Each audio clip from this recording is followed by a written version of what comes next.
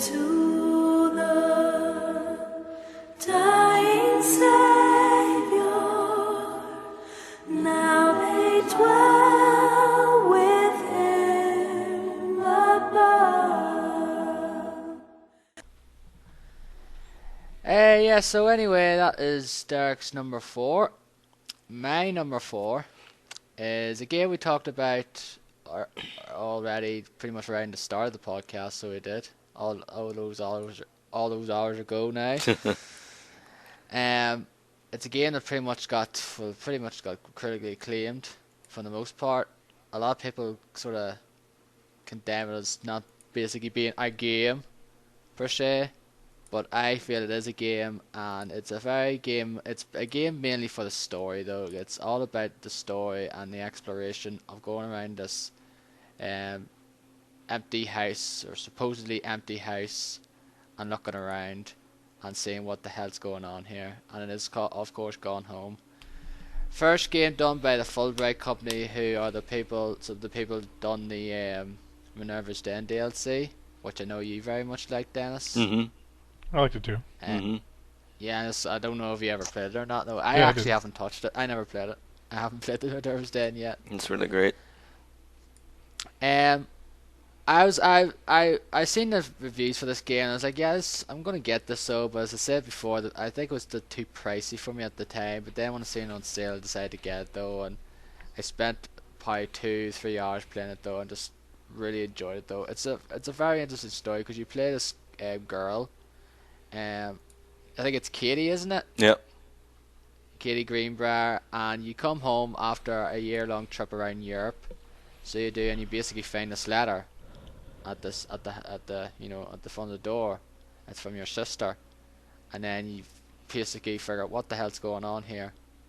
And we could get the house open, and then you see all these things, and then you pretty much you interact with certain objects, and then you get this sort of narrative, like journal from your sister Sam, and it basically takes you from for the year, certain entries. It takes you through the year when you're away, and you find out the story between Sam and the experiences she had over this year you've been away, and she gets to meet this girl called Lonnie, and then they become good friends, and then as things come going from here, and they start this band and things like that there, and also these side stories as well with the parents, with the father who's this struggling writer who wrote these few books with little success, and then you go through his narrative of this story, finding certain documents, and the mother as well with her job and supposedly supposed affair or whatever, talking with this a friend of hers through letters and things like that. And it's just very interesting though. And then once you get towards the end, you figure out, once you get to a certain point, you figure out, I'm sure probably, I don't know if you had the same reaction as I did, but near towards the end you want to get up to the end part and see what the hell's happening, what you didn't know what to expect. Yeah. You mean in the attic? Yeah, the attic.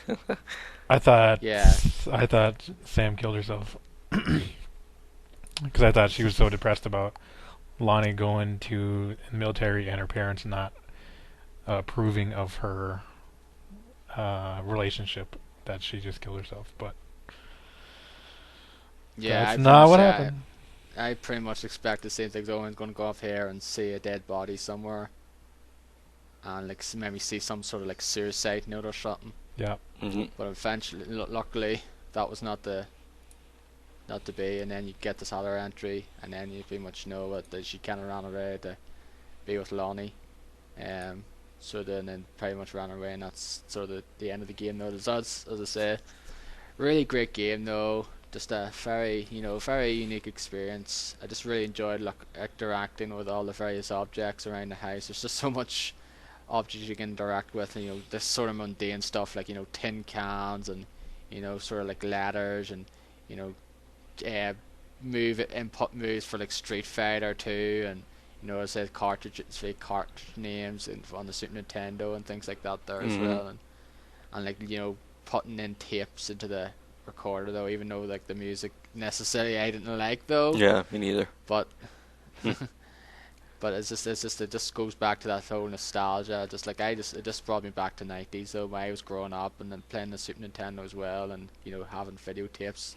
Because heck, I was back in the day. You recorded episodes and TV episodes and films back in the '90s, and I thoroughly, absolutely loved this game though. So that's why it's my number 4. Did you even name So it? that's- I think you didn't name it. I did say the name. Okay, sorry. I was maybe I didn't hear it. Yeah, I did say the name's Gone Home. Okay. Okay, just to remind you, it's Gone Home. All right. Okay, number 4. A game that I had absolutely no idea. If you would have told me this game was in my top 10 at the end of the year, I would have probably said that you're crazy. And it would never have made it to the top 10. But after seeing a couple of people play it, after seeing a couple of videos, hearing the good reviews it was getting and everything, I said, I'll try it out. I'll, give it a shot. And I ended up really, really liking this game a whole lot. It reinvigorates the franchise after a very disappointing third part. It reinvigorates the franchise a whole lot, brings new life to the franchise. It's Assassin's Creed 4 Black Flag. Very, very good game. After the disappointment that was Assassin's Creed 3, and honestly Assassin's Creed Revelations, which is the only game in the series I haven't finished. I wasn't expecting a whole lot from Assassin's Creed 4. I said, the whole pirate thing doesn't really attract me. It doesn't really look that great. After 3, I'm not interested anymore, and everything that I saw people, comment on it, say, hey, it's actually pretty good, saw some videos, and I said, okay, well, I'll play it, and I really enjoyed it. It's a really, really good game. It's the first Assassin's Creed open world game, some would say. You can go pretty much anywhere in the Caribbean, to a couple of islands, well-known islands, and you're chasing down this. Well, it's, how can I say it? It still keeps with the Assassin's Creed tropes. There's still assassins and Templars and stuff like that, but it's completely turned around in this game. Like, it's really, from the very start, you can see that this is not going to be the same Assassin's Creed game that it's supposed, that all the others were. Because all the others you're kind of set already in the assassin's boots. And this one you're not. It doesn't really happen that way. So, and just in the entire time you're outside of the Animus, it is very, very different from the other games. I don't know if you guys have seen a little bit of footage from that, from when you're outside of the Yeah, like I've got the game on the PS4, and I played the first sort of little part of it, and not their first, little Animus part as well. When you're outside it, into the sort of first sort of proper sequence where you're at the, is that Havana? Yeah. You go to first. I'd say I think it is. Yeah, it is Havana. And you're the fact that Abstergo is like this video game company, and they're making video games. And yeah, because that's in the start of it as well. When you load up the game, has Abstergo Entertainment. Yeah. Alongside Ubisoft as well. And they're a subsidiary of Ubisoft, which is pretty cool.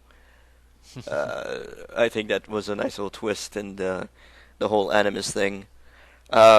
Really, really like this game. There's the same. Of course, you'll get the same Assassin's Creed stuff to do. Like, you'll have there's a whole lot of tailing people in this game. Without getting discovered, you have to tail them and hide in the bushes and hide everywhere, and without getting spotted or anything like that. But there's a lot of that which I'm not really crazy about, but they do it in a way that makes it somewhat easier or better. You can hide in bushes everywhere, and you don't really have to go into a haystack to hide or something like that. And that whole mechanic has been reworked. The environments are really nice. The entire the Caribbean looks awesome. When you're in the jungle or when you're at sea, it looks really fantastic. Um, people say you should play on the PS4. I played it on the PC. It looked great. I think on the PS4 it looks. I've heard a lot of people say it looks even better than the PC on the PS4. So I think it's at 60 frames per second on the PS4. I think, and it's not. No, No, it's not. I don't think so. It's not. It's 30 frames. Oh, it could be. It could be. It could be. But yeah, nonetheless, I got unused. I didn't really like the whole boat sequences from Assassin's Creed 3, but in this one they make it a whole lot easier and more fun to get into. And there's all sorts of little mini games that you can get into, and like some naval battle things, like Battleship a little bit, like that, which is pretty cool. But with pirates, so yeah, I really enjoyed Assassin's Creed 4. I never thought I would, but yeah, it's a really good game. Yeah, that's a lot of people's opinions as well, because a lot of people were like myself and you and everyone here, like pretty much were disappointed by 3. Like we thought 3 was going to be great though, and Mhm. ended up being a pretty big disappointment because Yeah. just because some of the missions were lazy. Like the setting was alright, but the characters weren't memorable at all. Like Connor was just completely forgettable character, Yeah. and wasn't nowhere near as has the personality as Ezio. And they brought it back here because I heard like Edward Kenway is actually he's a better protagonist than Connor. Yeah, he is. And some of the characters you encounter in this one are much more memorable than the ones you encountered in Assassin's Creed 3. Yep. And like I said, like the world's bigger and more beautiful, and there's like so much better stuff to do in this one than there is in previous ones. Like I Yep. have the game, I got it on sale. Like it was £20 on PS3, PSN. Hmm. Upgraded on the PS4, so I just had to pay. Well, I had to pay like £28 overall because I had the PS Plus 10% discount. So Hmm. that's why I got it there over the holiday season and played like some of it. And I think I'm gonna play it over the 2 weeks I'm off, and definitely I think I'm gonna like this one a lot more than I did with 3. It is very good. I really enjoyed it. Really did. I'm surprised because it sounds like you hated the last part of that game.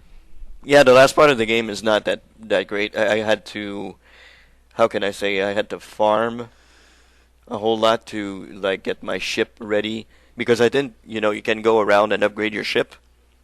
The Jackdaw, you can upgrade it to be stronger, have more firepower and more armor and everything. And I didn't do that for the most part of the game.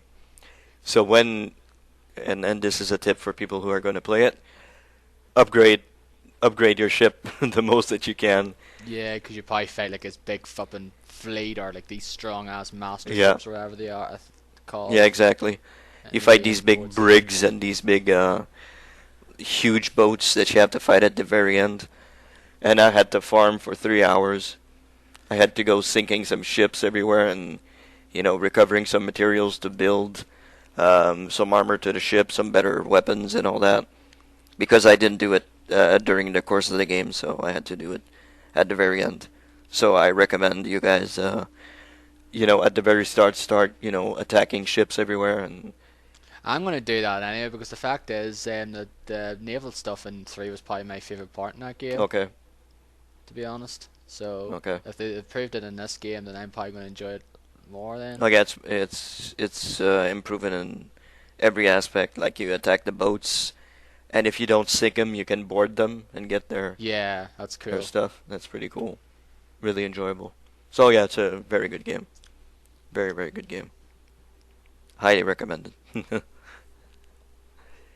Will you be getting it sometime, Dark? I want to rent it. I don't know. I'm not.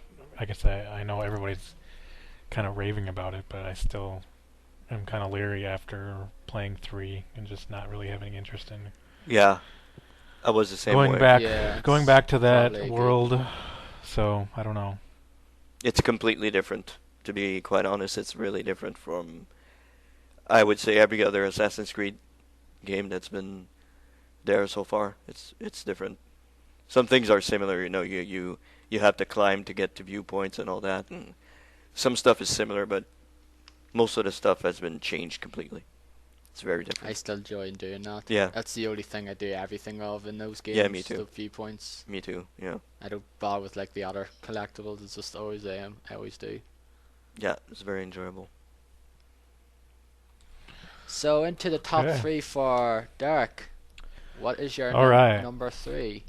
Number 3 is a game that's been talked about already today, and I know we talked about it a lot when it first came out on one of the episodes, one of the podcasts that we did. Number 3 on my top 10 list of 2013 is Saints Row 4. Yep. Even though the activities are really bad, like I love everything else about that game. Hmm. I love all the missions. I love like how funny the game is. Like the references to, like Transformers the movie, the original one. References You got the to touch. They Live. All like, it's just that's like right up my alley. Like I find that stuff really funny. Hmm. Like Family Guy is like that a lot. I know some people don't like that show, but I think it's hilarious. So I mean, this game is like right up my alley. They're just kind of like throwing everything out the window, like, hey, we're just gonna give you superpowers and go run around and jump and fly practically. We're not flying, you're kind of like gliding, but anyway, it's just they just designed it so that you can have as much fun as possible, and it is a lot of fun to just run around and collect those they're not orbs, but whatever the hell they're called, I can't remember. Yeah. Even though there's like 2,000 or 1,000 or whatever the hell it was, there was a ton of I them. think it's 1200 or something. 1200, like that. yeah. That sounds right. Yeah, it was still a lot of fun just to go jumping around and gliding and collecting all those and listening to The Touch or The Boys Are Back in Town. I think that wasn't that on there. I think it was, yeah. Yeah, Yeah, it was. And like Paula Abdul and Yeah. just What away, what is love? Yeah. Yeah. Yeah. yeah. So it's got a Love good that song. good soundtrack. And I like how you can make your own mixtape. You don't have to listen to the specific stations if you don't want to. But yeah, I know I talked about it a lot when we did the podcast when we were playing the game, and really really love that game. The DLC has been good too. The Yep. Enter the Dominatrix and the Saints Save Christmas. Yep. The most recent one. I bought the season pass right before I bought the Dominatrix one, so I don't know. Do you know if there's like one more pack or two? I think there's supposed to be 2 more, if I'm not Okay. mistaken. Okay. Yeah. At least you haven't been ripped off this time like you were last time. Yeah.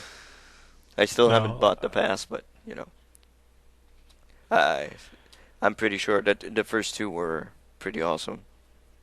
I know. One thing that. Oh, go ahead. Enter the Dominatrix wasn't not supposed to be a Saints Row 4 DLC, but still they modified it a little bit to fit Saints Row 4, which is pretty cool. Yeah, I like the setup of that more than the actual like gameplay Yeah. part of it. Yeah. So Oh yeah, there's one thing as well Saints Row 4 didn't have that already did, like it's one of the reasons why it's not as good as there as well. But the DLC had CMOS. Yeah, Simos, yeah. Yeah, that's too bad he wasn't in the original yeah, game. the full game. Yeah. I don't know. why they I was did gonna that. say one thing we forgot to talk about when we originally talked about this game on the podcast is the weapons. Yep. Yeah. Like how a lot of them are just so crazy, and you can customize a lot of them too. Like you can change them to look like certain famous weapons, like the RoboCop's gun, or like Han Solo's pistol, Yeah. or like the lasers from or the phasers from Star Trek, like the original Star Trek. Hmm. And then just some of the crazy ones, like there's the abduction gun, where you like I don't know if you guys tried it or not, but Yeah. like this big huge beam of light comes from out of the sky Yeah. and like Yeah. sucks up people into it. And the best part is like you can do it when they're in when they're in cars. Yeah. And it just like sucks them right out of the car and like whoop. It's so funny. It's just so funny to watch. And then there's the Inflato Ray, Yeah. where Yeah, like, that's what I was it's trying kind to of like think of the big name. head So it was, big head mode. Yeah. You just like make their heads inflate Just and pop. they just explode. Yeah. And the best part is Yeah. when their eyes kind of like pop out. It's Yeah. just hilarious. yeah. And you can do it on like the aliens as well as the humans too. So it's pretty Yeah. amazing. The dubstep gun. I love that weapon. That's probably my favorite weapon in the Dubstep, game. yeah. Yeah, the problem with the dubstep gun is it takes like a long time to like kind of get it going. Yeah. Did you get the? Oh, you know what? You with the season pass, you get a weapon with that. I forget what it's called, but it's like some sort of like anal probe thing. Okay. It's a melee weapon, and so you shove it up these people's butts, and Okay. then they go flying out into the air afterwards. It's like it's crazy. It's pretty good. It's pretty It's cool. a pretty good Fruition. reason to buy the season pass because you get that weapon with it too. So yeah, Saints Row 4, my number 3 game of 2013. Cool. Very good. This is what number 3 is. Well, the thing was, as this and my number 2, I was switching them back and forth. Over the last several weeks, though, I was just thinking, what would be okay? This is gonna be number 3. This is gonna be number 2. Just keep switching them about, couldn't decide which would be which, and then I decided, yeah, I'm gonna put this at number 3 and put the other game at number 2. My number 3 is pretty much the most essential game to get on the Wii U. If you're getting a Wii U, get this game, and that is Super Mario 3D World. Um, I think that I pretty much think all the 3D Mario games have been great. Even Sunshine, a lot of people hate Sunshine. I think all the 3D Mario games have been great. This one is no exception. This is still a very enjoyable, just charming, just excellent platformer with excellent level design. Some of the levels in this game are just such a delight to play through. Some of the stars are just great to go through. The music is just really lovely, very charming to listen to. The graphics in this game are just like, it's standard, like, Mario cartoony look though, but playing this game in HD just looks beautiful though. Just the various vibrant colors you see each world though, and just some of the like I said, the level designs just fantastic though. There's like, again, like 3D Land before though, and I know I can agree with people saying it. The game doesn't really get going. It doesn't really get a bit It doesn't get tricky until like the second half of the game, and like towards the later half of the game, and like the extra worlds which you get by doing getting all the green stars, getting all the stamps, and getting all the golden flag posts as well. The only way you can get the final world in this game is if you do all that with characters. And I did that. I got all the green stars, got all the stamps, well, the ones, bar the character ones. But that basically indicates you have to go through the game 5 times, pretty much. But I got everything in that game, bar like the other character stamps. So that's pretty much 100% the game. Absolutely love this game. Just a great though. It's not as good as Galaxy. I still think the Galaxy games are the quintessential 3D Mario platformers. But it's the same team that done it though. I still think those guys at 88 Tokyo that they're just fantastic though. They just can't do nothing wrong in my honest opinion though. And would really love to see another 3D sort of HD Galaxy game. I would absolutely love that. And this is why this is my number 3. Good. So Dennis, you're number 3. Yeah, my number 3. We've already talked about this game. Both of you have already chimed in about this game, so I'll just go ahead and name it. It's Gone Home. One higher than myself. I really, really loved this game a whole lot. I got it when I saw Vinny play the Vinny's Quick Look. As soon as I saw the Quick Look, I said, yeah, I'm getting this game. I need to play this. So, I popped it in, played it in one sitting from beginning to end. I probably didn't get everything. Like, I probably didn't uncover every secret in the house or whatever, because I know there's a couple of things that you can uncover everywhere. I probably didn't do that because it was kind of late when I finished it, but yeah, I really, really love this game. If you can call it a game, some people don't really call it that, but it's for whatever it is, it's really awesome. You've talked about it already, Darren, a whole lot, so can just add that the ending is one of the best endings in a video game I've ever encountered. It's really really great. Like you're really not expecting. I think it took me when I opened that attic door to go upstairs. It took me a good 5 minutes just standing there and saying, "Oh my God, what's gonna happen? What's gonna be up there?" Yeah, yeah. I was like, should I go up there? I don't want to go up. And just Yeah, you're just dreading it, so Yeah. you are. I'm like, oh God, what's gonna happen here? And then you finally go up that ladder and you see everything and you're relieved and overjoyed and really happy about how it turns out, I guess. So I mean it's everything's been said about this game already that you could say about it. It's just a fantastic experience. As a video game, it's really a phenomenal experience, and I'm happy games like this exist. So it's not every game is not shoot everybody and kill everything in sight and do stuff. Just whatever. It's just focusing on things that can really happen in life and stuff like that. And it's really good. I really enjoyed it, and I hope there's more coming in the future from Fulbright Company and other devs out there that can do stuff like this. So, To the Moon was another game that I really loved. So, I really like these types of games. So, hope. Yep, all for more of these sort of narrative experiences. If they tug at the heartstrings and things like that, Yeah. and get you immersed into the world, I'm all for it. Exactly. Did you think that there was going to be like any combat or any like ghosts or monsters or anything? No, No. I didn't know.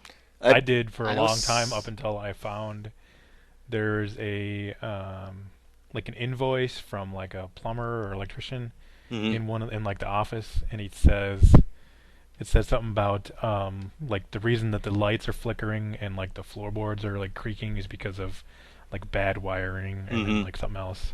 So I was like, oh, okay, because I thought for sure, like just the way everything was set up, I was like, oh, something's gonna, there's gonna be something here. As for the Especially horror, with like the backstory about Yeah. like the grandfather or whatever that was like died, The and uncle. they were saying that they were seeing ghosts and stuff, and hmm I thought for sure that there was gonna be something. yeah, for the But horror story, I thought it would be like a little bit, like jump scares and stuff like that. I thought it would be like a little bit more horrifying. I didn't think there was going to be any combat though, but I did think there was going to be like a couple of scares or something. But turns out it's not at all that type of game. So kind of happy it's Yeah. not. By the way, kind of happy it's more. Yeah, me too. It turned out the way it did. But yeah, it's a really great game. Fantastic game. What would that game be like if it had some sort of combat? It would not work whatsoever. No, Be silly as hell. even scares, No. even jump scares or whatever, it wouldn't have worked. I wouldn't have I mean, at liked the it. beginning, I didn't know what to expect. Yeah, at the very beginning, yeah, you're like, oh, what's gonna happen? You're looking at that staircase and you're like, oh my God, what's up there? It's like, I Yeah. don't know. I don't know what's gonna happen here. So Have you been burgled or something? yeah, No one's exactly, around. exactly. So are we gonna find a family dead somewhere in the house? You don't know what's gonna happen. So it's a really good game though, very enjoyable.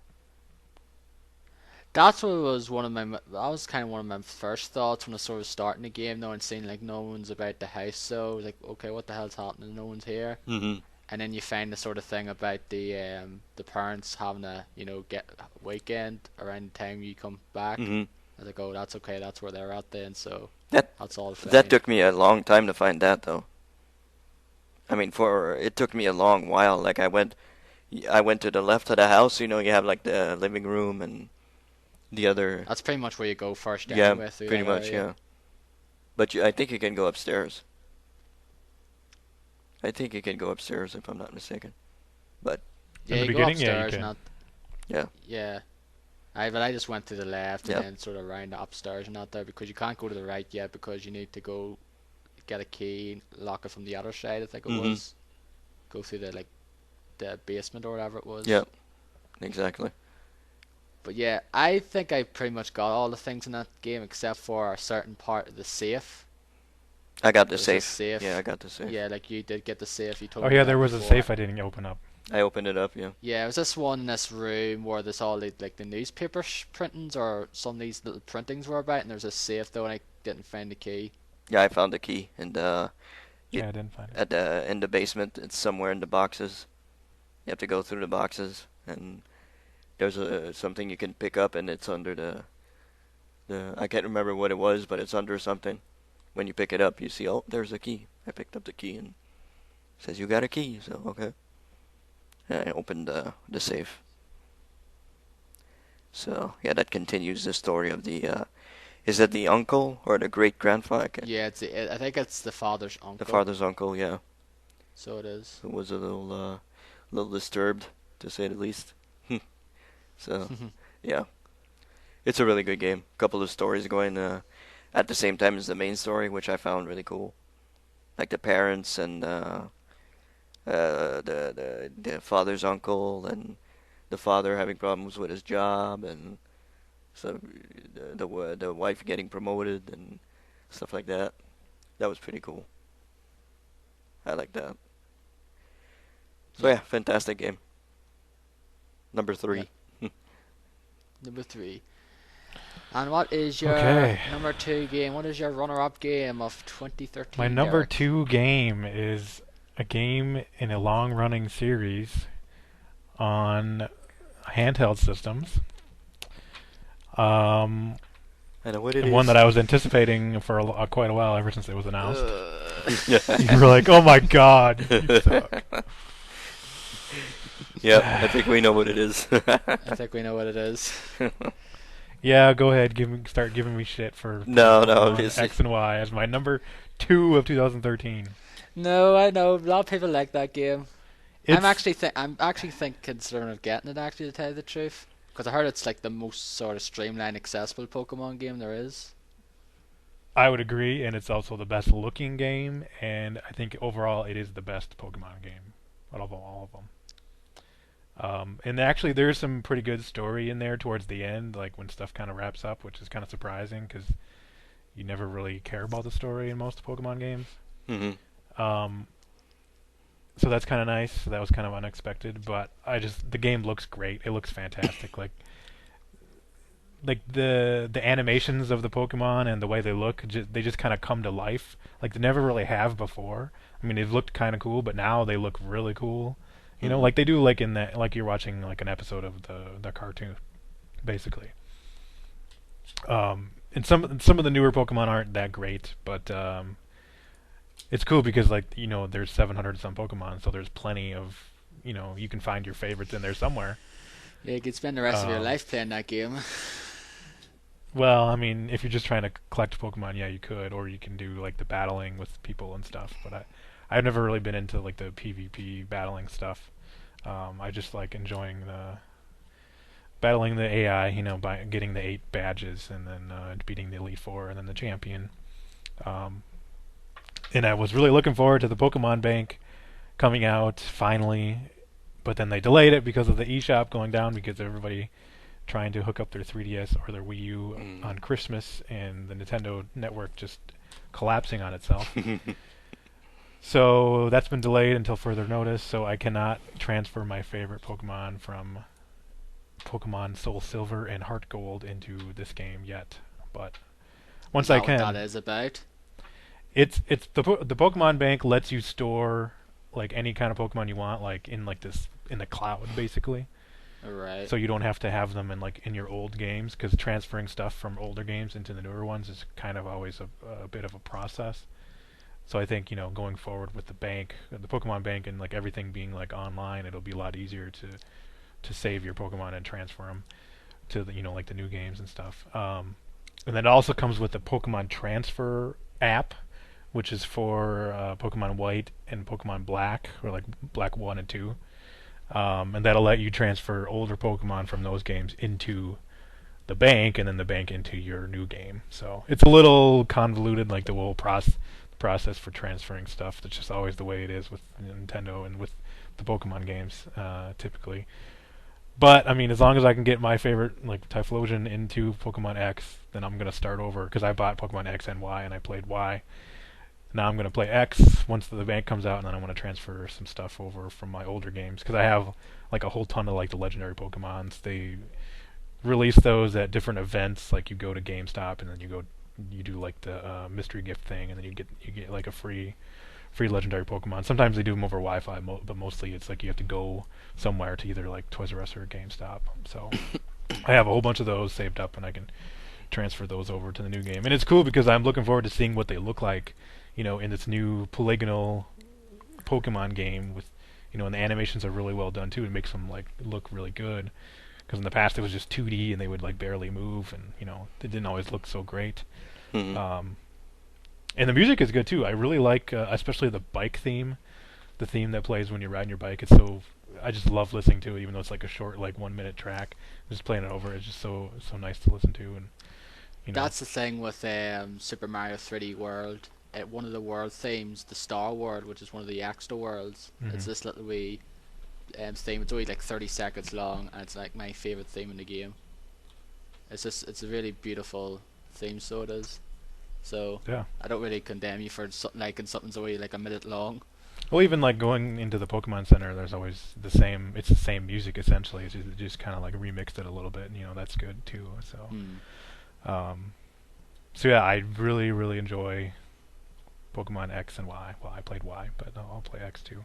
Basically the same thing. It's just they're marketing things, so you get X has certain Pokemon that Y doesn't, and vice versa. But Yeah, it's always been the case. I know that. ever since the original, Pokemon Red and Blue. Red and Blue. Yep. Yep. So yeah, and my history with Pokemon goes all the way back to the original, and I mostly got into it when I was working at Toys R Us and I was a gym leader for like they had a Pokemon League thing where you would play the trading card game with kids that come in, and then like you'd give them free stuff. So I kind of got into it when I was working there and I was doing that. So yeah, I really enjoy the Pokemon games, and this one is the best.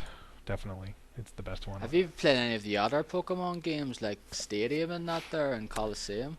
I think I maybe tried one of them a long time ago, but I don't really get into those. You just prefer the actual Like the sort main of RPG series, ones? yeah, the main series ones, Yeah. yeah. I think I tried the demo for like that mystery dungeon one that came out recently, and I just it doesn't really interest me too much. So Yeah, it's still a popular series. That series has been going for 20 years, coming in Japan in 2 years' time. Yep. So yeah, still pop. It's still a lot of people like it. I've tried a few of them. I got yellow and I got platinum and I played a few of the others. And yeah, I can see why people like it though. Just a lot of times it's just not really changed that much though. But I heard this is pretty much like sort of the most improved. Like it's finally gotten in 3D after 15 years. Yep. There's a lot of the stuff that was hot problems before in the previous games is sort of more streamlined or like a lot more improved in this one. So yeah, Pokemon X and Y still going strong. Pokemon still going strong. Mm. And that anime is still going strong. That's nearly over 800 episodes now. So it will be. I think so. Yeah, the new Pokemon X and Y anime starts here in the U.S. I think either next week or the week after. I think it's January 18th. And it's been in Japan for probably a good like 12 episodes so far. So we're a little behind, but I'm looking forward to watching that. Okie dokie, thank you, Derek. And my number 2 game is pretty much what Derek said before.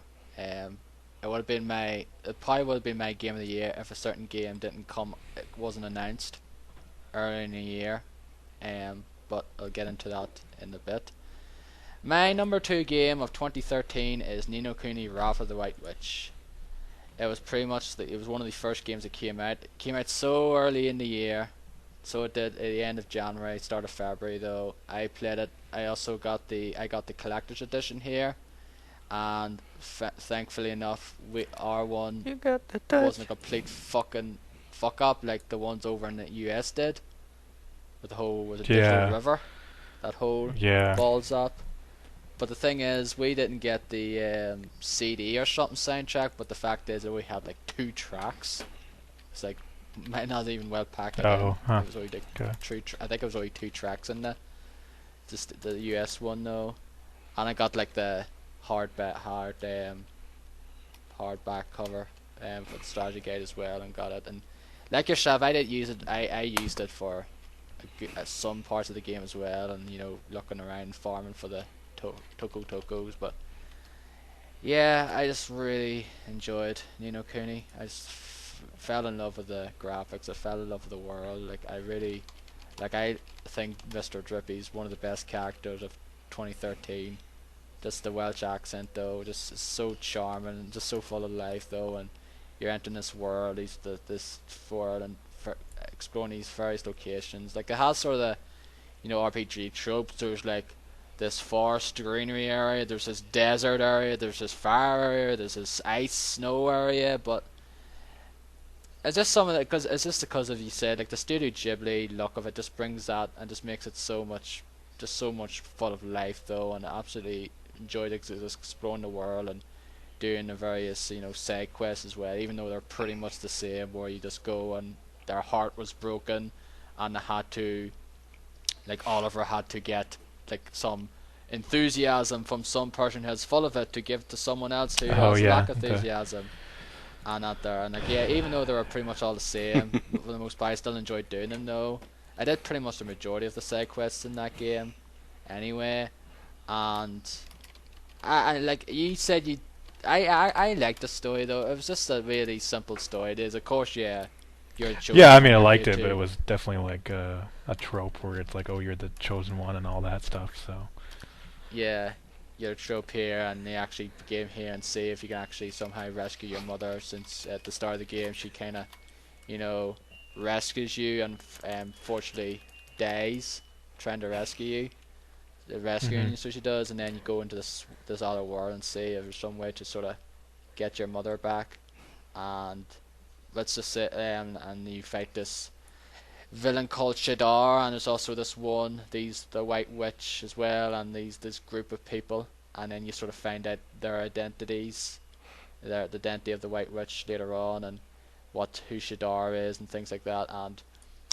And I don't know about you, but I found the ending to that game to be pretty lackluster. The true ending to that game happened after you fought Shadar, in my honest opinion. I don't know if you felt the same way, but I kind of felt that was sort of the proper ending. yeah, I think so. Yeah. Because that went on. Those scenes went on for like 15-20 minutes, and after you beat the final boss in the game, it's like Fuck. little wee cutscene, and that's it.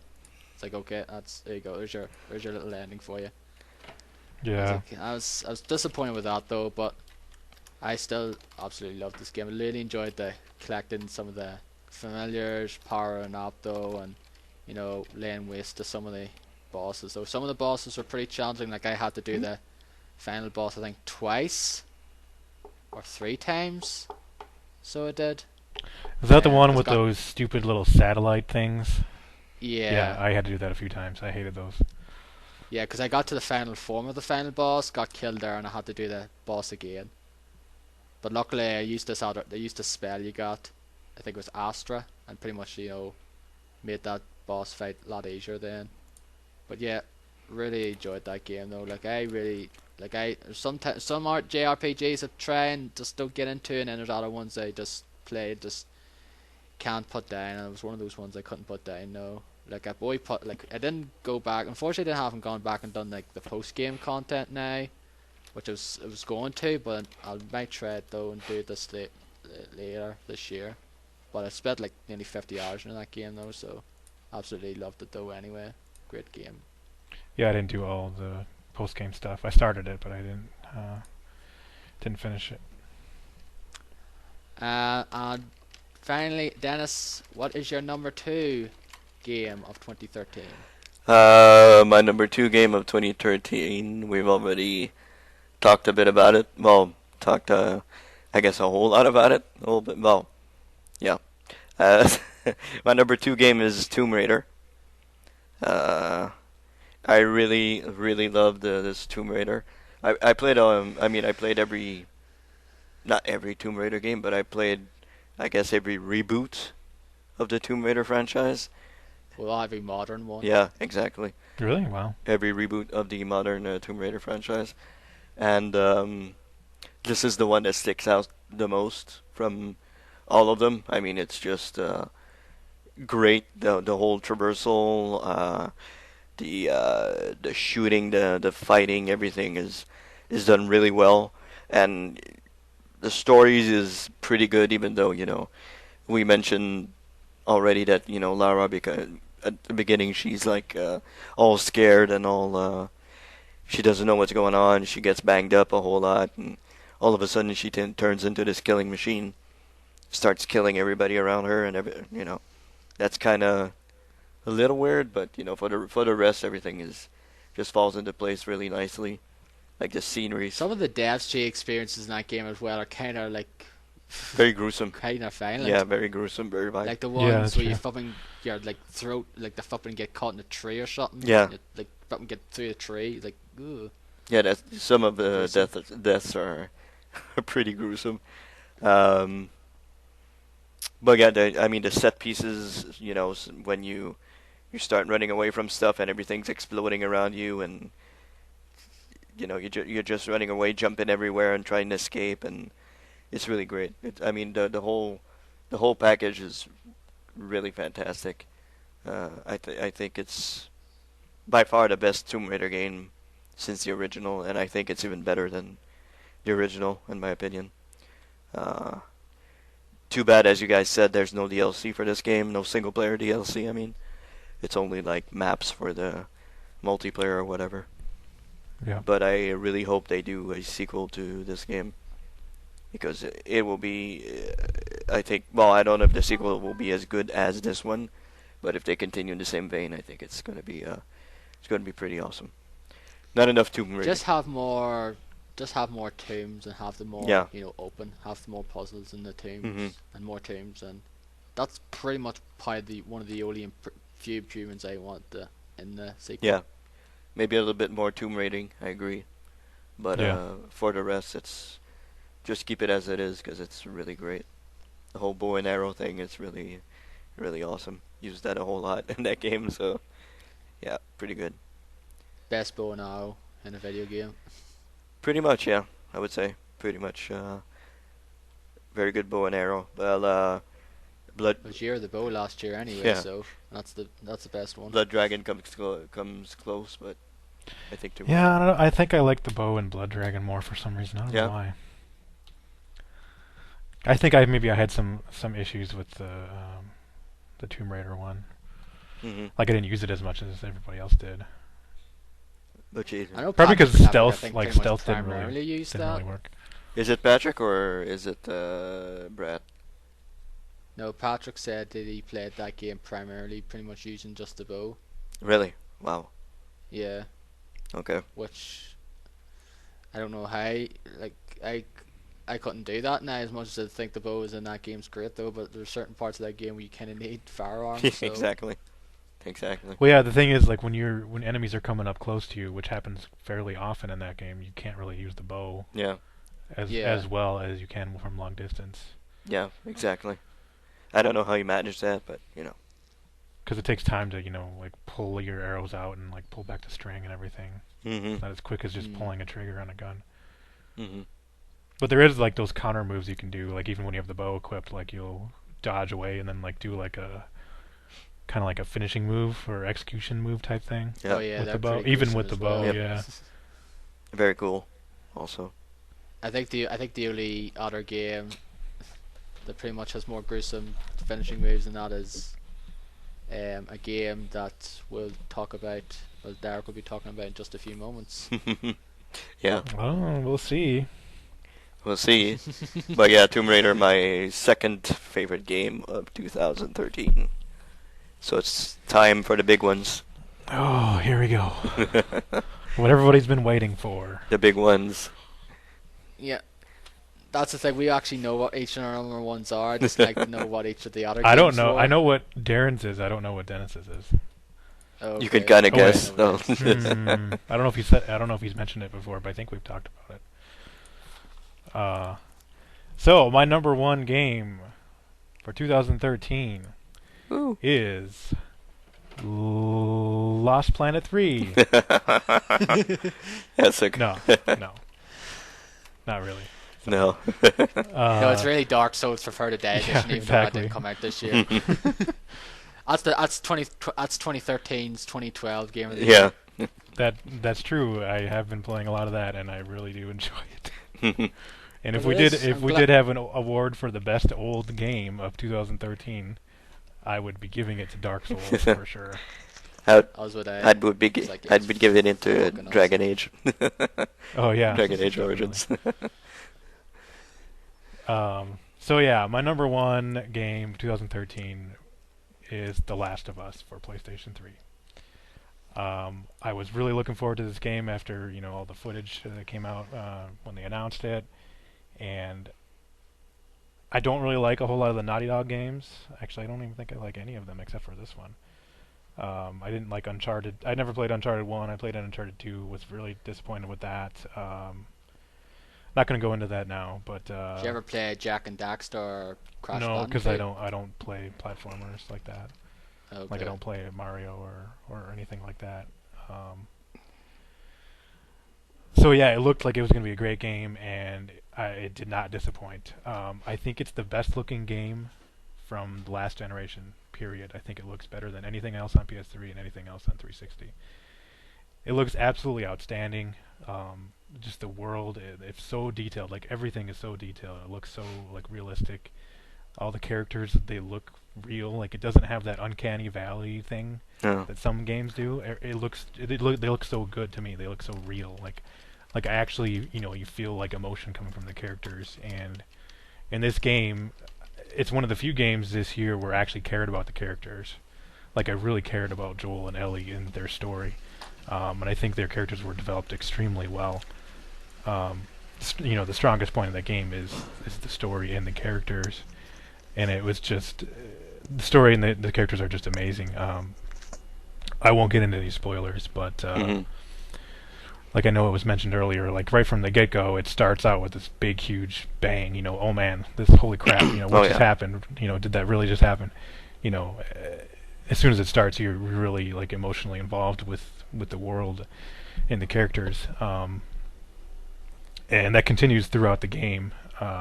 There's some other characters that you meet that have some crazy shit happen to them as well, and especially the very end, like the way that game ends is, I think, probably one of the best endings in any video game, especially in the modern era. It's real. I mean, like I wasn't expecting the end to happen like that, but I think it was really well done the way it was done, and I really enjoyed it.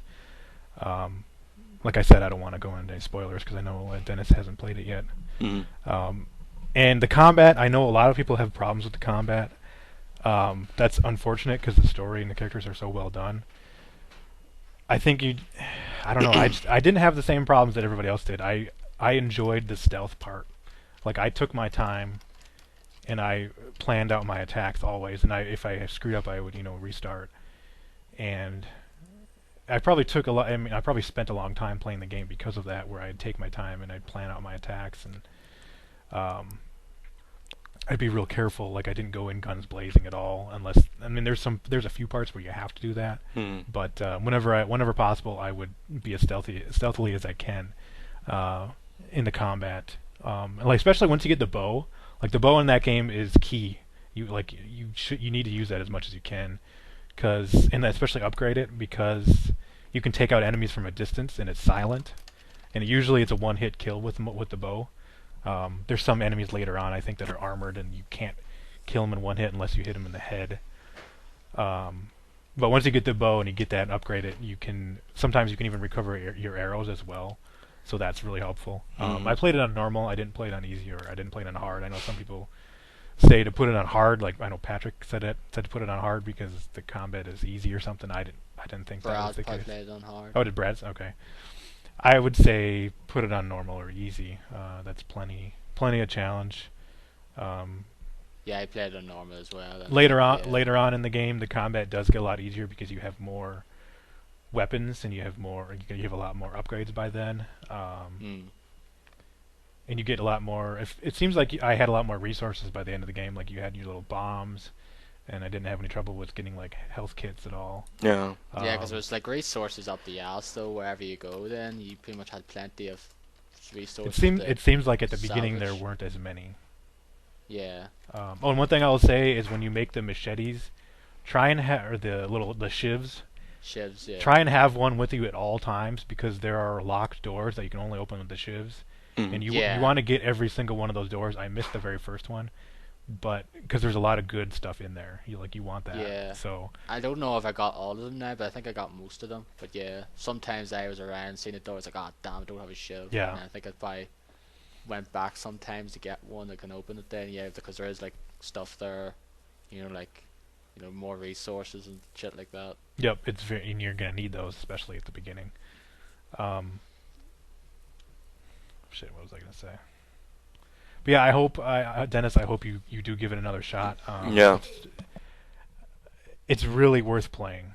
I know it's not like what's that one game, that first person shooter that you had trouble with, like the helicopter part. Yeah, Homefront. It's not that game. This is worth playing. Yeah. It's worth playing for the story and the characters because they're so well done, and it's a shame that not everybody can enjoy it as easily because they had some issues with the combat. But Yeah, I'll get back into it for sure. I'll get back into so it for I sure. just didn't have that. This is one of the games that I played this year where I would stay up until like 1 or 2 in the morning playing it because I had so much fun playing the game. Mhm. And this is one of the few. I'd like to go into some details with the story because there's so much good stuff in there, but I don't think I should. Mhm.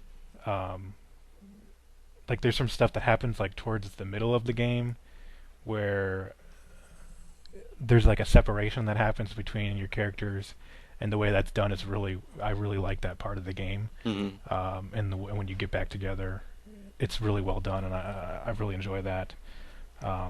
Like I said, I like to go in more detail, but I can't. So yeah, Last of Us is my favorite game of the year. This year was kind of odd, where I couldn't really figure out my like number 2 through 10, Mhm. but number 1 I knew for sure. Like I knew for sure that The Last of Us was my favorite game. Yeah. Like the rest of them are kind of like I enjoyed them all, but I didn't enjoy them quite as much as The Last of Us. Mhm. So. But it's kind of weird because, like, I think last year there was several games where they could have been number 1, but yeah, this year's a little weird. So I wonder how it would turn out if, like Watch Dogs didn't get delayed, and like, South Park didn't get delayed, and several other games, Drive Club. Yeah. Like there's some other ones too, but yeah, kind of an odd year, but definitely Last of Us was, hands down my number 1 for 2013. Mhm. Cool. Yeah. And I would argue that this game would be in like the top 5 for like the games of the generation. Like you were mentioning that podcast over Uncharted 2 easily. Yeah. Very good, Derek. Yeah. Yeah, I like I said, I didn't like the game as much as you did though, but I did still very much enjoy it, and like pretty much most of the things you said I pretty much agree with. Like the story is very good. There's the whole interaction between Ellie and Joel and the other characters you come across throughout the story. Just like there's some couple of sort of like not just the start of the game. There's a few other the kind of oh shit moments that just come out of nowhere, and then you just want to know what happens next. Yeah. Like you want to see through that like. There's certain parts of the game where it did get a bit, I just want to get through this part because it was annoying me a bit though, just to get to the next narrative though. But like I liked the gameplay though. It wasn't to me fantastic now. Like some parts of it got annoying though, but I still enjoyed it though. Like especially when you get through an area completely undetected, like a sort of a tricky area with the clickers and not there, and just completely going by, or like killing them with the shivs or whatever, and just having like no problems whatsoever going through stealthily though. But yeah, I really do hope like I said, I hope you do go back to it, Dennis, because it's definitely a game worth playing though. Mhm. Like Derek said, it's like the best. Like I could probably say it is probably one of the best looking games of the year, if not definitely the generation as well. Yeah. It is just a fantastic. There's just so much beautiful scenery in that game. Yeah. Like I said before, the earlier part, the university part, is probably my favorite area in that game. Just loved this going around there on the horse. Mhm. Yeah, that was cool. I like that too. Um. So anyway, my number one pick is, well, when this game got announced in April, I think it was during a Nintendo Direct. I was on Twitter, and it was watching Nintendo Direct, but each of us, like, we each have different Nintendo Directs. We have a UK one and we have a US one.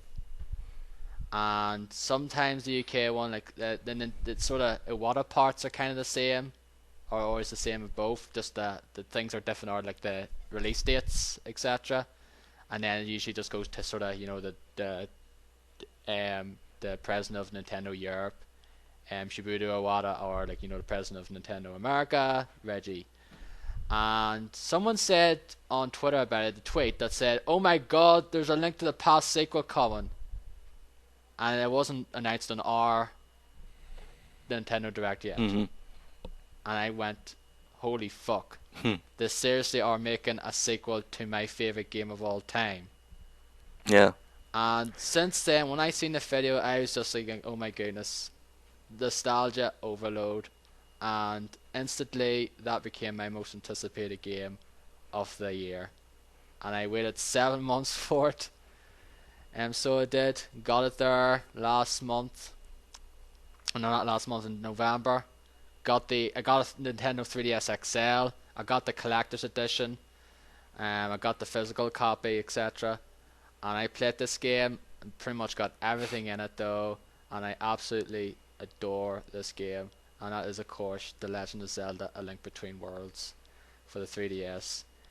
This game is, I don't know. I'm a big I think this is just a breath of fresh air for me, because after the disappointment of Skyward Sword, I just wanted a new Zelda game to come along and just sort of bring me back to why I loved Zelda in the first place.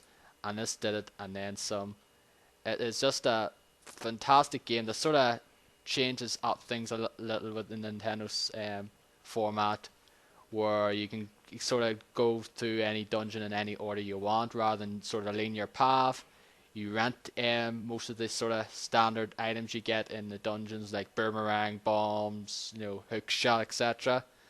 But that doesn't mean there's no treasures in the dungeons themselves, because there's certain dungeons in the game have these different unique treasures, where it's like a master ore to increase your master sword power, or the red or blue mail to increase your defense. And like just going through that world again, so many years later after the release of the Link to the Past, just like half the reason why I love this game is nostalgia. Like, I absolutely loved going through this world again and hearing the familiar tunes of like Kakariko Village rearranged in like the Dark World, or Lorule as it's known as in this one though, and just exploring it again and just going through all the little exploration though, because that was one of the things in this game as well. This game let you explore. It didn't hold you by the hands like, hey, you have to go here, hey, you have to do this. Basically it said, okay, here you go explore, go around, search all the heart pieces, look for all the upgrades for the weapons, search for the Malamize and get all the weapons, just explore to your heart's content and search every little secret there is to explore in this world.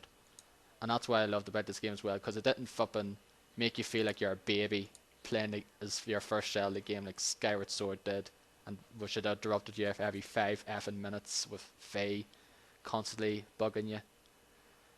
But I don't know, I guess like a lot of people love this game though. I'm one of them though. A lot of people were quite surprised when this was announced as GameSpot's Game of the Year. Mm-hmm. A lot of people were pissed off.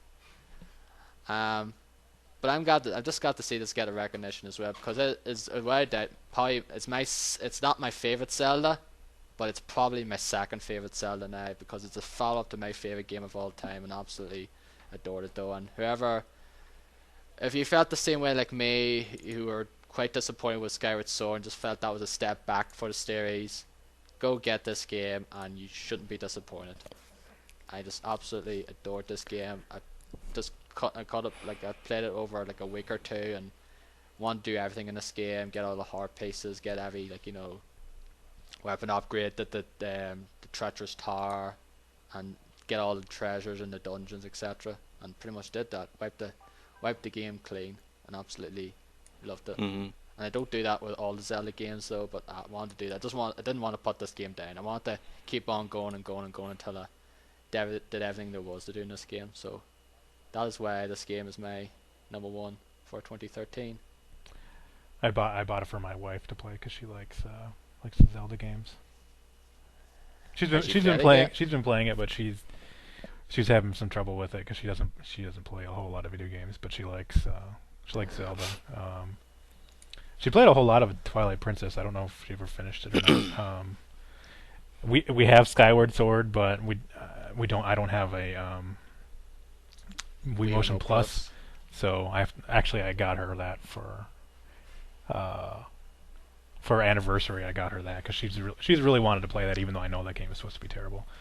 But so I she'll wouldn't be say it's playing that. terrible though. It's to me it's just a step back. Like there's people who didn't like Twilight Princess, so and it was a Wii launch game. I loved Twilight Princess. It was one of my favorite games of that year. And then looking for I was like when I seen this Skyward Sword, it's like, oh man, this looks cool. But then once you get into it, it's like, oh man, the controls don't work right. They're kind of annoying to use. The skyloft and the surface areas are just so boring to explore. It's just so lifeless. There's nothing there. I don't like the whole, because pretty much you're in the sky, just like big sort of open like area, like just big sort of town in the sky, and then like the surface. It just feels so disconnected. Like I went through that game, the first 3 dungeons in that game, and I liked the third dungeon. I thought the third dungeon was cool as hell, but I was like, it just didn't grab me like previous Zelda games, so it didn't. And it's probably of all the ones I played through a good chunk of, it's probably my least favorite Zelda. So it is. And that's like Phantom Hourglass I liked as well, but the main part of it I hate is like going back to this dungeon 50 times in the game. But yeah, that's all I can say about that. So finally, Dennis, we get to your numero uno. Yep. What is it? Yep, my number one game. I'm sorry, both you guys have talked about it. I've already talked about it. Like Derek, I had no problem at all choosing my number one game of the year. For me, this was pretty much the game, like exactly like Derek. I had him, 2 through 10. I was like, oh, I'm not sure where this goes, where this goes here or here. But number one, I had no doubts. I was like, okay, this is my game of the year. This is the game I think was the best of 2013 in my opinion, and it's Bioshock Infinite. I really, really loved the city. The city of Columbia. I was looking for the name. Sorry, the city of Columbia. The first time you go up, you pass out and you wake up in Columbia. Like you go through that. You don't pass out. What am I talking about? You don't pass out. You go through the baptism. Yeah, the baptism and all that, and you just go through. I guess you can call it sort of a church or something like that, and you see everything, and the music is playing, and then you step outside into Columbia, and you see the sky and the city and all that. Just those couple of minutes there, that time right there, that was just absolutely fantastic. I don't know how much time I spent just going around looking at everything and looking at everybody and every shop, and then you get to that place where those the barbershop quartet starts singing God Only Knows, and then you just stand there and watch them and hear them sing. It's just really, really fantastic. Like the entire opening of that game is absolutely phenomenal. And then you go through the game, of course, the whole, you can argue that the ending was kind of, you finish the game and you're like, what? what the hell happened here? It's like you had to kind of think about it, mull it in your mind, and I replayed the ending twice.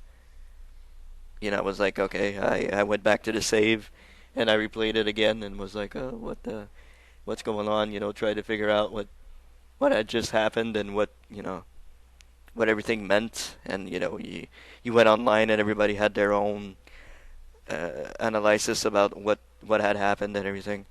But apart from that, if you take just the game itself, I think it's really great. The story, of course, is pretty fantastic, but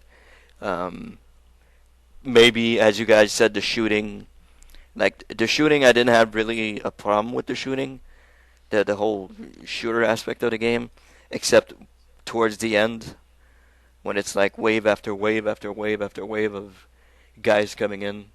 It's like, okay, crap. There was one particular part in the game I did not like, is where you had to fight that sort of ghostly spectre 3 times. The ghostly I hated spectre. that part. Which part? Like you fight this spectre of sort of Comstock's wife. Oh yeah. 3 Oh, Okay. times. yeah. Yeah.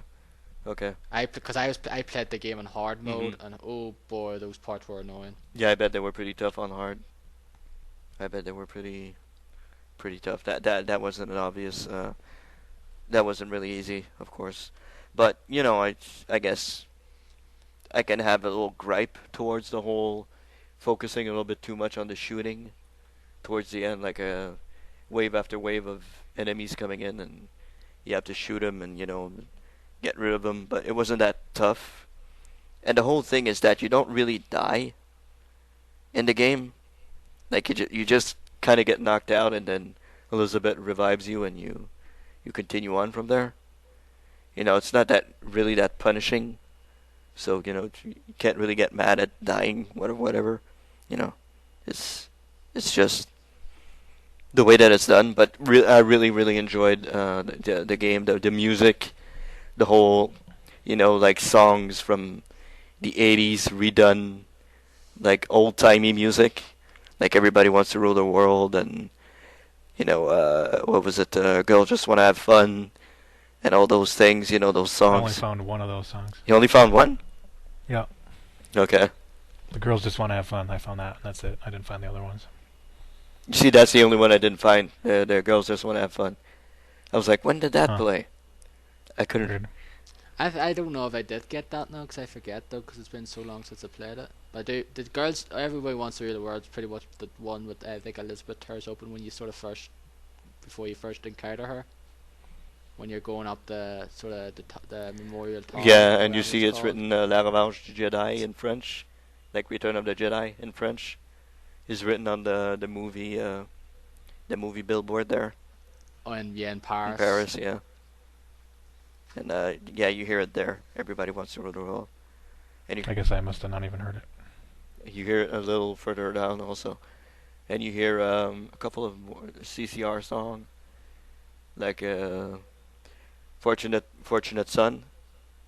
When you're going through the whole like the war thing, and then there's that girl that's there, and she's singing the Fortunate Son song, which I think was a nice touch that they put I in don't there. remember that.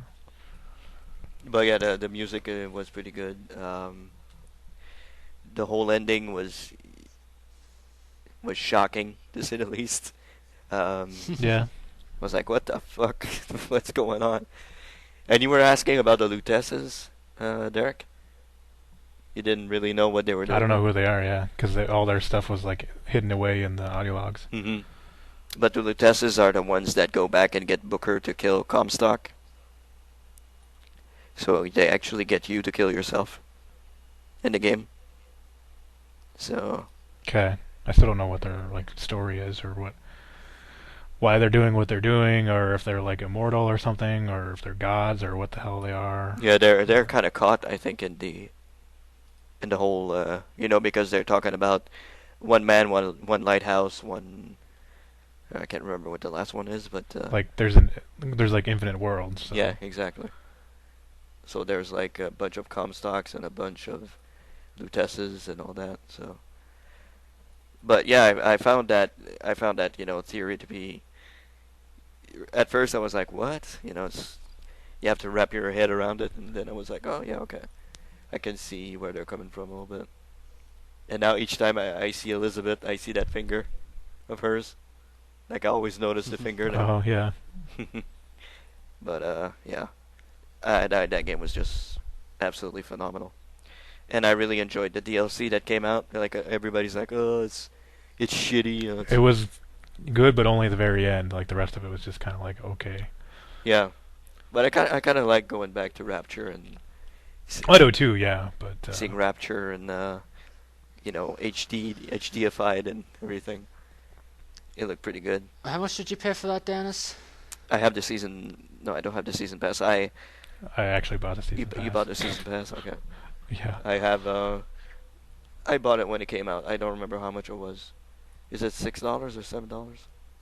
Like no, it's more than that. It's like $20. Isn't it like 12 or something? Probably. Yeah, it's probably $12. You're probably right. But I really don't regret it. I enjoyed the DLC actually. Can't wait to see the second part. But yeah. I have to get it myself. I have to play the DLC because I got the season pass for the game for £4. Yeah, that's pretty cheap, and you can play that Sky whatever it's called, that fighting one, that round-based one. I couldn't care less about it, to be honest. Yeah, I don't really care about that one either. But yeah, Bioshock Infinite, my game of the year. Awesome game, awesome story. Really, really love that game. The setting's awesome, looked great. Really enjoyed that game a whole lot. So that's it. Top 10s. That's our like top 10 games of the year for 2013. Yeah. Finally. Before we go now, after this record-breaking episode, we were saying we were going to go through the games we've been playing, but since we're flipping gone on for at least 5 hours now, we'll just go through a few of our most anticipated games of 2014, and then we'll wrap things up. And probably another month down the line, we'll probably, me and Des, perhaps I don't know about you, Derek, we'll probably meet up again and talk about what we've been playing. Yeah, we could do that. Like, if it's okay with you, Des, we'll probably do one every month from now on. Okay. If that's okay with yourself. Sure, no problem. Because I think that's probably fine, because there'll be enough time between each episode where we can talk a good bit about games and maybe go through a bit of some of the news that sort of had the headlines and shit like that. Yeah. But anyway, the most anticipated of 2014. Derek. So how do you want to do it? Like I have 13. Yeah, I have a couple also. Just go through a few of them. Just go through one of them now, or like a few of them each, and then we'll round robin again. Well, actually, put them in order, so I guess I'll just start from the bottom. Metal Gear Solid 5. Yeah.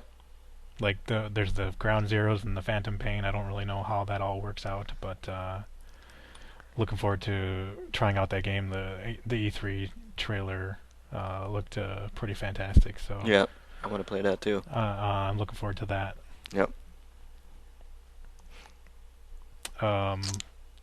What else I got? South Park: The Stick of Truth. Yep. Which I pre-ordered from Target.com because for whatever reason they have the collector's edition of the 360 version for $60 instead of like the 100 or whatever the hell it is. So I think it might be like a pricing mistake. So I'm hoping that they don't like charge me the full amount. I mean, well, I guess I'll find out. But so I have that. When did you pre-order? When?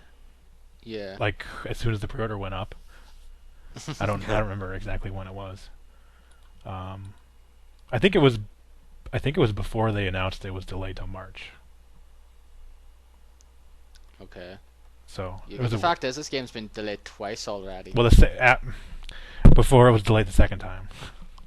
Yeah. So. Because it was supposed to come out March last year though, and then it got pretty much was on indefinite sort of delay, I guess, a hiatus thanks to the THQ meltdown. Yeah. And then it was announced it was coming out in December then. and then nope, it was delayed again to March to sort of probably end the fiscal year for some people. I'm assuming that's probably one of the reasons why, because usually some publishers, businesses, like their marketing or like their yearly end comes in March. Mm-hmm. Or maybe it's coming That's on why the current reason why gen. they're- Who knows? Might be. That's coming in current gen. There's no way they're going to do next gen versions of that. Yeah. You know, like Xbox One. Obviously, I don't know. Oh, there's a Okay, PC so- version, so who knows? Yeah, there's a PC version, 360 and PS3. Hmm. But yeah, that's definitely one. Yeah, I'm very much looking forward to myself Yeah. though, and we haven't seen a whole lot of it now. We've seen a few gameplay trailers of Yeah, it though, not- and it looks pretty cool. Not much. It looks like a bit like Paper Mario with the gameplay, so it does. And I love Paper Mario with a 1,000-Year Door, so anything something like that, I'm definitely in. So Dennis, what are some of your games you're looking for? Well, Derek already named two of them, so I'll go with a couple of others. Don't think I'm crazy or anything like that, but The Sims 4. I'm looking forward to The Sims 4. Okay. Didn't expect that. I know. But yeah, You do realize you know he's doing it, right, Dennis? who is?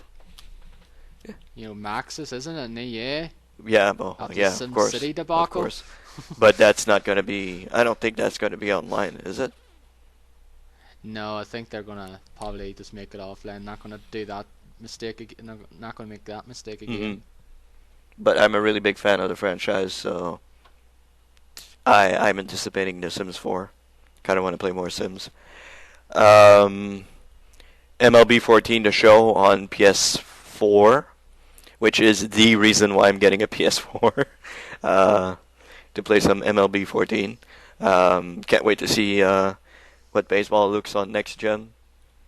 I saw a couple of trailers. They released one trailer so far with some footage of the next gen baseball game, and it looks fucking phenomenal. So I really cannot wait to see the. I haven't played those games though. They don't come out here.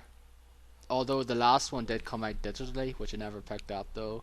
But yeah. even the current gen, even the PS3 version still looks very good in my honest opinion. Yeah, it is. I mean, I really enjoyed 13.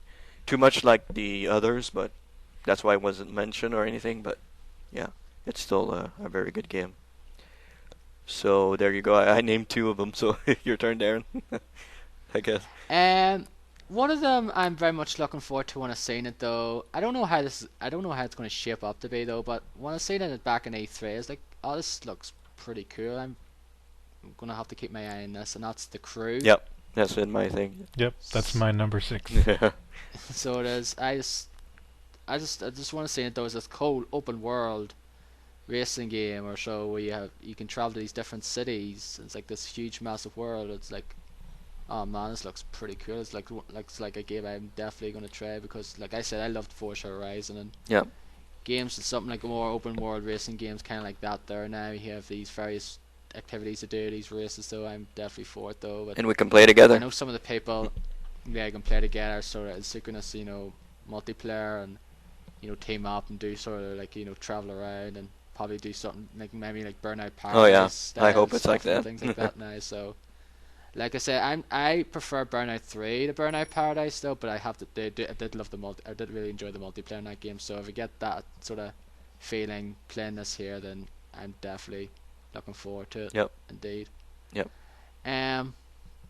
One that I'm sure a lot of people are looking forward to, it's coming out in September, and that is Destiny. Oh yeah. And that's my number 1.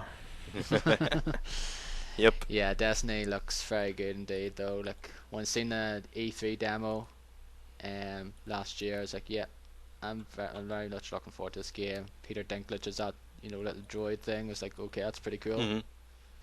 Tywin Lannister, or not Tyrion Lannister. Yeah. Voice of Tyrion in this game. That's pretty cool.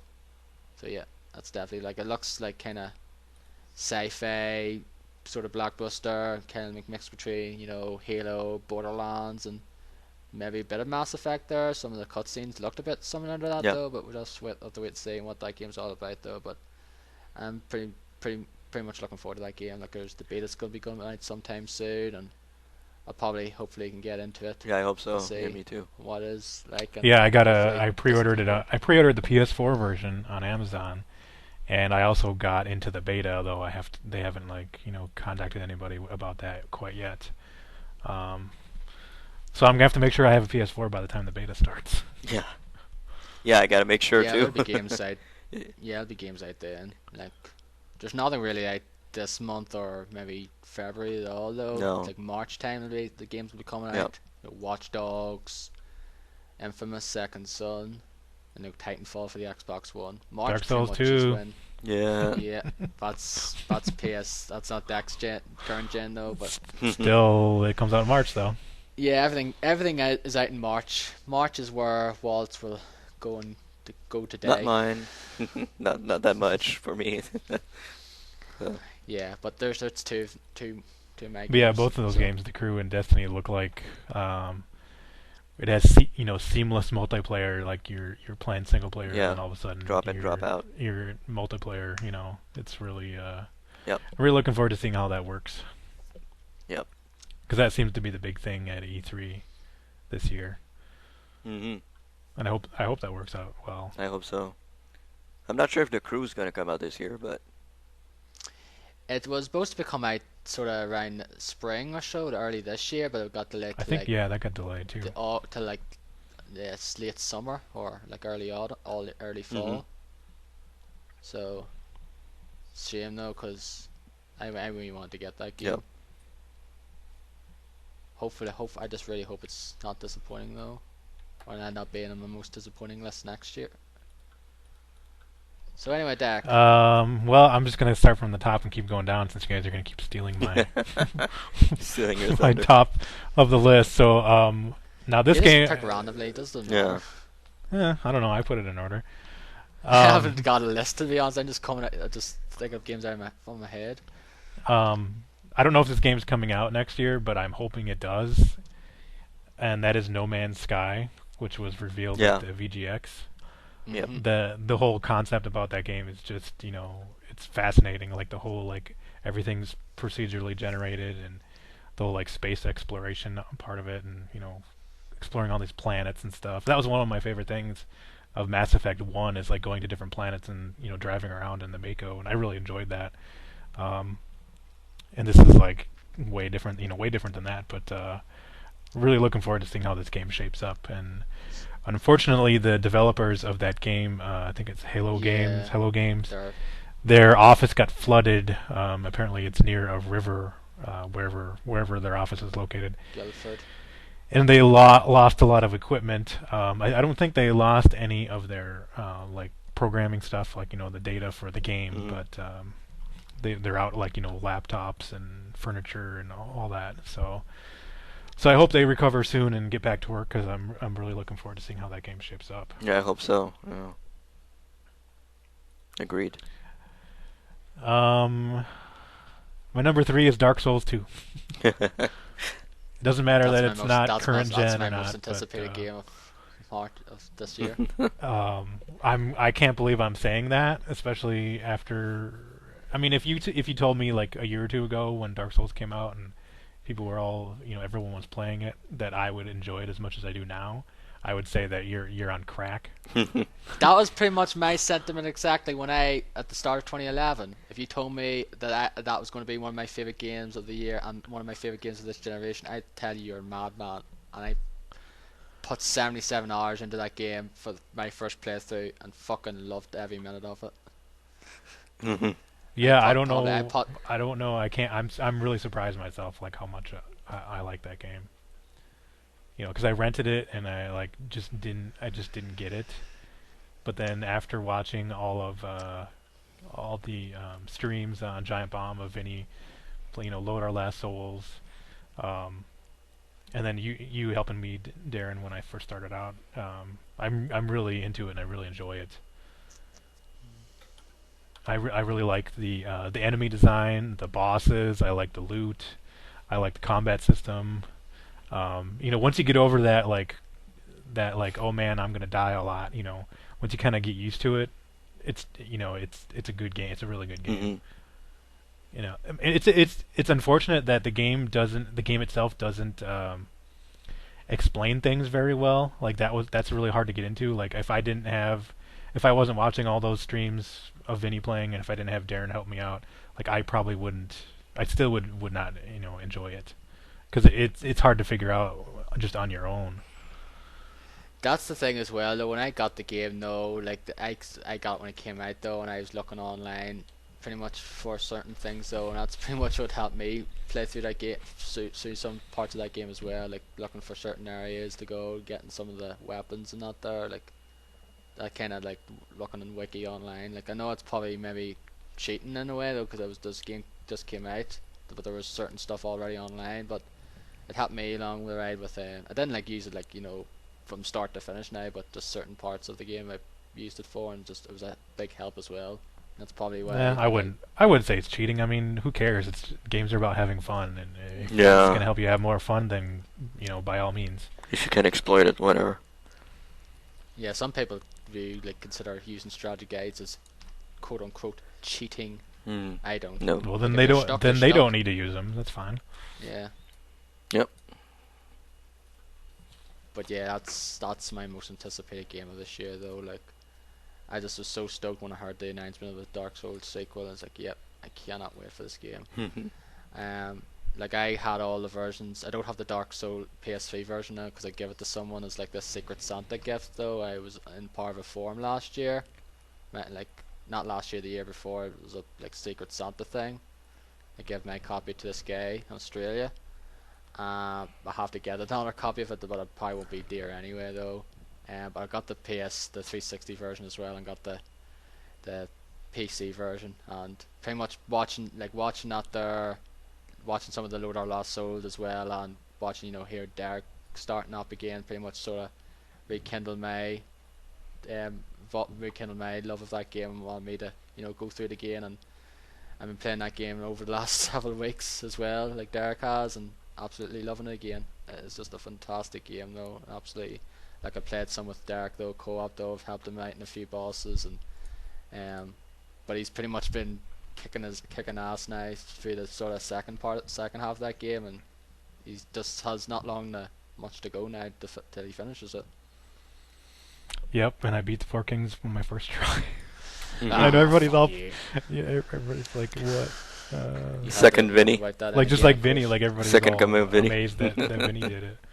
So I'm surprised too. Like I wasn't expecting to. I wasn't like trying to. I was just trying to learn everything and do as best as I could. But hey, I'll take it. Yep. Yeah, you got lucky. Yeah. I don't care. You got lucky. Cause I say nah. When he did read him, it's like, yep, you didn't get any of the heart attacks, like this, like big sort of like area attack he does, or this thing he throws this like big purple sort of projectile. He did that, but I dodged those. Oh, he only did it really at the very beginning when you're like running towards him. Yeah, but like if you stay close to him, he doesn't really do No. that though. He just sort of swipes your sword, and sometimes he does that area attack though. But yeah, I had to do it again. I had to face him 4 times, but did it though. Didn't take me like numerous times like last time though. But yeah, that game's awesome. Every time someone mentions Dark Souls and talks about it, I just have to go chime in because I can't talk about that. That's my 3rd favourite game of this generation. I absolutely love that game. And the thing is, well, like if I can go back to 2011 and name that my game of the year, I would, because I actually fondly remember that more than I do Skyrim. Okay. Yeah. So anyway, Dennis. Yes. I got a couple also, like on Derek. I'll name a couple here. Hotline Miami 2, Wrong Number. That's coming out this year. I really love the first game. Can't wait for this one. Even if it's hard as fuck, I can't wait to play this one. I think they've streamlined it a little bit more. Apparently, like it'll be more accessible. It'll still be hard, but it'll be a little bit more accessible. And then the first one. 2 hits. Yeah, 2 hits instead of 1. So yeah, I'm looking forward to that one. and Diablo 3: Reaper of Souls, which I can't wait to play. I can't wait to get back to some Diablo. Maybe play with you guys if you guys get it. We could go through this DLC. I think it's been a while since Yeah, I'll probably, it took. probably get it. Yeah, it took them some time to release this DLC, but I guess it's finally Yeah, nearly come. 2 years since the launch of Diablo 3. Yeah, Like, I think it's coming out in March this year as well. Another game to add to the $1 million in March. yeah, exactly. So, yeah, Diablo 3: Reaper of Souls. Can't wait to check that one out. I'll just name a third one just quickly here. Since I've been playing this a little bit recently, I can't wait for the new one. See what it's like. Dragon Age Inquisition, which Yeah, that's my number 10. comes out this year. People told me that Dragon Age 2 was absolute shit. Even you, Derek, I think, told me it Pretty much. was. The story is terrible. Yeah, The combat is okay. I didn't mind the combat. It's a little different than the first game, but a little It's a bit more more sort of a little more action-y. actiony. It is, Yeah. but it's still like an RPG. But yeah, it's very disappointing. yeah. But I freaking love Dragon Age Origins. I can't believe I had never played this game before, but it is absolutely fantastic. It is a phenomenal game. I really, really love it a whole lot. And Yeah, it would have been my game of the year if I didn't have that save bug that year. yeah, I should have played that game because it's really like Knights of the Old Republic. Reminds me a whole lot of the gameplay in that. You know, pause the game, figure out what you're gonna do, then go ahead and do it, and it's really good. I'm really, really loving that Yeah, game. it's pretty much that. It's pretty much like that in the fantasy setting. Yeah, exactly. That or Mass Effect, yeah. Yeah, yeah, yeah. That's right. Same company. So same company for all three. So yeah. Yeah. So yeah, Dragon Age Inquisition. I need to look a little bit into it because I'm not. You know, I hadn't played Dragon Age Origins at first. So I was like, oh, I don't care about this. But now that I played it, I want to go see some trailers and see what it's like. I don't know if it'll be more like 2 or more like Origins. Yeah, I don't know. I don't know how they'll do it. Hopefully they make it more like Origins for people though, because 2 just basically got a lot of backlash from people that felt cheapened by 2. Hmm. And I'm playing Origins on Yep. on the PC, which I heard is the definitive version of the game. So Pretty much, yeah. really, really loving it. So can't wait to see what they do with this one. I need to go back to that game though, because I don't know. It was I got to certain points of that game twice and I got stuck and just gave up. the Ultimate Edition was like $5 not too long ago. Yeah, it was like £4. I got it for £5. Even though I actually already have it on the PC though, the game and the expansion. Mhm. But I was like, yeah, I'm gonna get £5 for all of the DLC and that, so I might as well just get it for everything.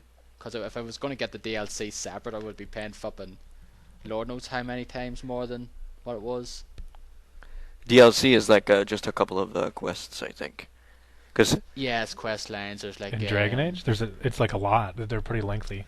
really, okay. Except for, well, the only one that's not is just like this one character that you get, the stone, like golem or whatever. Chalet or Shield. Yeah, the other ones are all like pretty lengthy DLCs. Oh, really? Okay, cool. Yeah, uh-huh. Cool. I'll be playing that game for this month and next month. That's for sure. Until something comes out that I want. But yeah, There's nothing out in January, Dennis. Yeah, exactly, So, so you're good to go. I'm free. So I guess Darren, I have a couple more, but Darren, you can continue on with yours, I guess. I have 6 more. I have a game that's coming out. Hopefully, will be coming out this year. It hasn't actually got a proper release date, I don't think yet, though. But I assume it's going to come out this year, and it's the follow-up to my favorite Platinum game, and that is Bayonetta 2.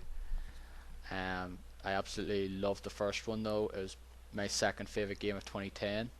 If it wasn't for Super Mario Galaxy 2, I would have won that. But I absolutely love Bayonetta 2. It's easily one of my favorite action games of all time. And just over the top, awesome boss battles. Like, I love the final boss battle in that game. It is just absolutely sort of epic scale though, against this like sort of god called Jubileus. And just some of the other set pieces you go through that game are just fantastic though. And I know a lot of people are a bit annoyed, but the fact is it's only on the Wii U because it's being published by Nintendo now, because the whole deal with Sega's done now, because the last game they did was Sega was Anarchy Reigns. Mm-hmm. So it's been published by Nintendo now, and a lot of people are pissed off. The fact is it's only exclusive out there, but I'm like, oh, I'm fine with it. I don't care. Yeah. Like it's just like if I didn't have a Wii U already, I'd probably like, that's definitely a reason for me to get a Wii U. Mm-hmm. It's cheap now, so. I'm getting that game. I cannot wait for it. Don't know when it's coming out. Hopefully I assume it's out this year. What I've seen of it thus far is not a whole lot of shown of it though thus far, but what I've seen of it is like, yep, this looks more like Bayonetta, but she has shorter hair now, but I don't care because the game still looks kick-ass. And another game kind of similar to it though, but more sort of bit more story driven, I guess, like action adventure, is another sequel which is coming out the end of next month. I mentioned it earlier in the podcast, and that is Castlevania Lords of Shadow 2. I'm one of those ones who actually really liked the first game. You and Vinny? Yeah, me and Vinny. Vinny, that's why Vinny's my favourite member of the Jump Bomb team. He likes games that I do and no one else seems to. And also he had Legend of Zelda Link Between Worlds as his favourite game, so that's another market for him.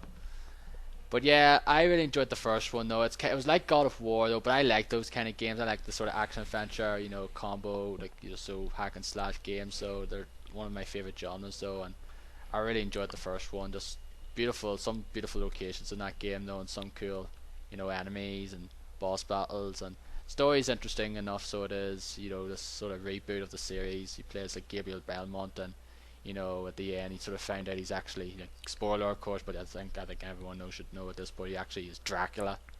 He becomes Dracula. The game's great though. The DLC is crap, so it was. Hopefully they don't do bad with this, don't do a DLC with this one, but I'm really looking forward to this though, because he sort of plays Dracula kind of for the first time in the series, and is also a modern day setting as well. He plays Dracula back in the sort of medieval times, but also he plays him in modern day setting. Switch between. So I'm very much looking forward to seeing what it's going to be like this one. I'm definitely looking forward to it though, and yep, I can't wait for that game. Yeah, that's probably my first sort of really looking forward to game this year. Yeah. Cool. So Derek. Watch Dogs. Yeah. Number 4. Yeah. That's my number 1. I was very disappointed when that was delayed. Extremely disappointed, and I I canceled. think everyone was. Yeah. Canceled my PS4 pre-order because that was the game I was going to get my PS4 to play on. And I'm really looking forward to that game. I know we've talked about it before, but my opinion has not changed. Nope. I can't wait to play that. Oh yeah. I think a lot of people are looking forward to that game. So You gotta get it on you gotta get it on Xbox One. Yeah. no, I'm still gonna get it on PS4. Okay. Because since I got an Xbox One, I'll probably get it on there. Thought of playing with you guys. Well, because it has exclusive. I think it has exclusive stuff on PS4, doesn't it? Does it? Yeah, I believe so. Okay, I didn't know that. Okay, well, probably get it on PS4. Wasn't like the multiplayer just like you're invading my world kind of thing, kind of like Yeah, you're hacking Dark my. Souls. Yeah, you're hacking my stuff. Yeah. Like I don't think there's any That's- kind of co-op stuff, is there? No, I don't know. think haven't so. mentioned They haven't anything about announced anything, but so far it's only the hacking. I go into your world and I hack you and stuff like that. So. Yeah. So it's Dark Souls. Seems like it. Oh yeah. fuck! I hope it's not that way. I hope you can turn that off. Honestly. You get hacked. I think they said you can. Yeah. Yeah. Cause, yeah, I don't want people. Retro Dow has invaded your city. Yeah. Yeah. Exactly.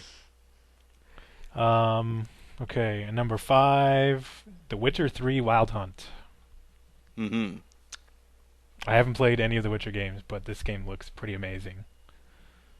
And I'm really looking forward to checking it out.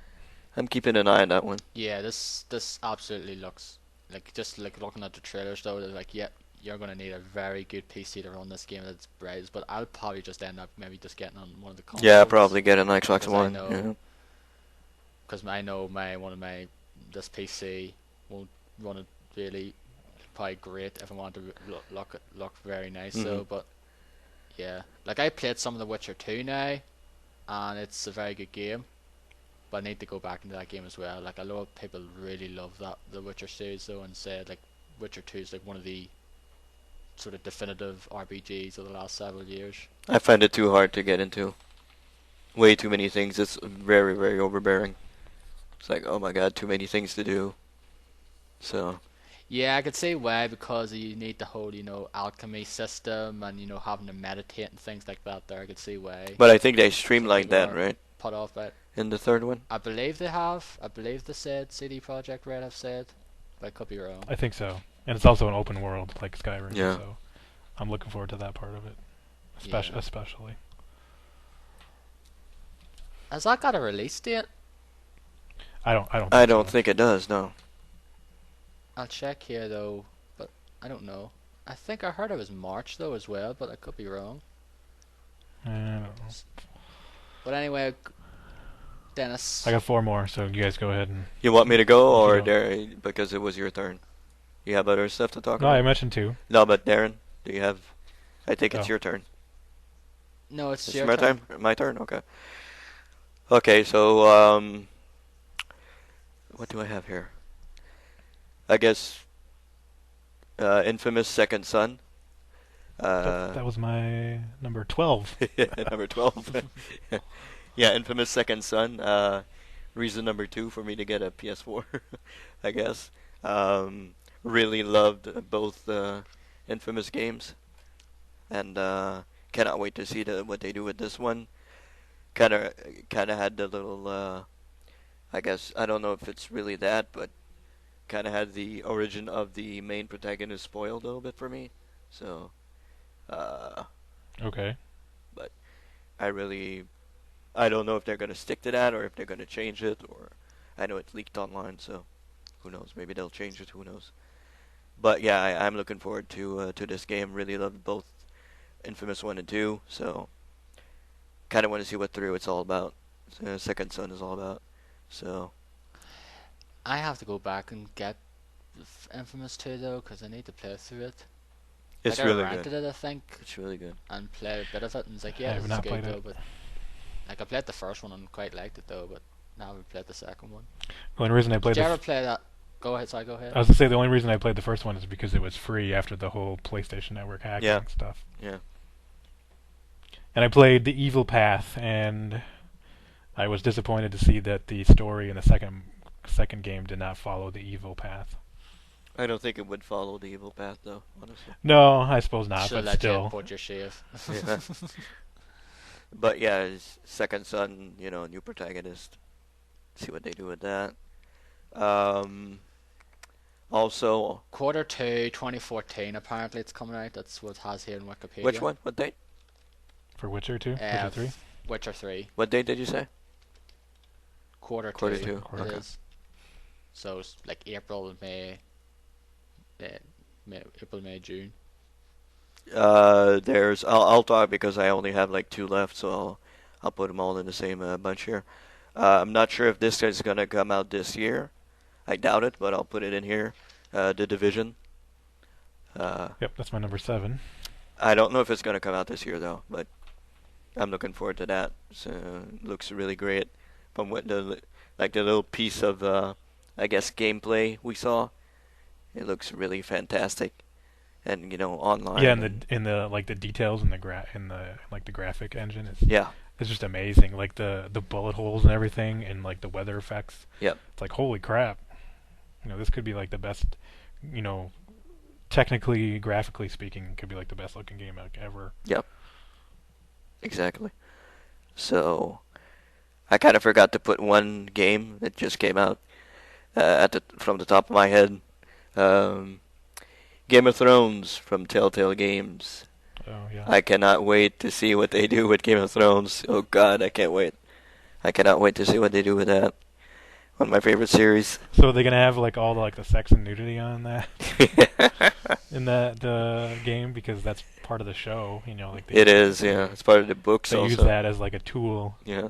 a lot of times, Of course, a lot of it is like gratuitous, but Yeah. sometimes they use it as like a tool. Well, it's part of the books also. There's a whole lot of that in the books also. So I don't know if they're going to put it in the game, but I don't think they can. there wasn't a whole lot of it in the horrible Game of Thrones game that I played this year. But yeah, yeah. I know Telltale Games is going to do a really good job. I hope they get the voice actors from the series. That would be cool if they got the same voice actors from the series. But I don't know if it would be like, have characters in that series or just be completely original in story. You have to have some characters, I think. Well, they didn't have any from the Walking Dead Yeah, comic really in the game. yeah. They had one. Or no, like two, I think, briefly were in there, yeah. Yeah. I think there is like well, from the comics, I guess, because they're the versions of the comic book, right? Yeah. So yeah. So yeah, I don't know. We'll see. We'll see what they do with that. And one last one before we continue on, Titanfall. I can't wait for that one. It's Titanfall. Titanfall. Yeah, I really want to play this. We're already setting up Freedom CGC gang to play some Titanfall, so a whole lot of people I know are going to get back into shooters to play Titanfall, so yeah, I can't wait for this one. Can't wait to play with the gang again. Have some fun. Is this going to be the Call of Duty of this generation? Possibly. Yeah, I don't have it on my list because I don't like competitive shooters. Yeah, but we can play together, though. We can play, There's no, like, story mode. There's no single player. No, there's no single player. It's all online, I think. Yeah. Yeah. And there's no story, it's story elements or something, like campaign sort of story elements integrated, though, but it's not a proper, Hmm. single player mode. It does look cool. I mean, the shooting looks cool, and I guess, yeah, it's competitive, but if you have a couple of guys that you know playing with you on your squad and stuff like that, could be cool. Could be fun. And people will all be on the same level of, because it's a new game, it's not like Call of Duty, so everybody's going to be starting at the same level. So, we'll see where it goes. Yeah, I don't know. I mean, I like the idea of like giant robots and stuff, but I don't like the idea of dying every 2 seconds. Yeah. Oh, yeah, I can understand that, but I don't know. We'll see. We'll see how it goes, but Yeah. I'll probably get it anyway, though. Just have to wait and see, though, because I don't want to get it and then trade it in a month later. yeah. It's like, yeah, fuck this game. And of course, games you talked about, guys, like Watch Dogs, Destiny. Those are games I'm really looking forward to. So, Watch Dogs being at the very top of the list. So, yep. That's pretty much it for I me. have 2 games left. Okay, go ahead. Do you have any, Darren? Yeah, I think I have sort of the one more really I can think of here. Go and ahead. that is Donkey Kong Country. Oh, actually, Oh. 2 more. It's like 2 Nintendo Wii U games. Okay. Is Donkey Kong Country Returns Tropical Freeze, or just Donkey Kong Country Tropical Freeze. I like Donkey Kong Country Returns on the Wii. It was just great sort of nostalgia, like return to the classic Donkey Kong Country games on the Super Nintendo though.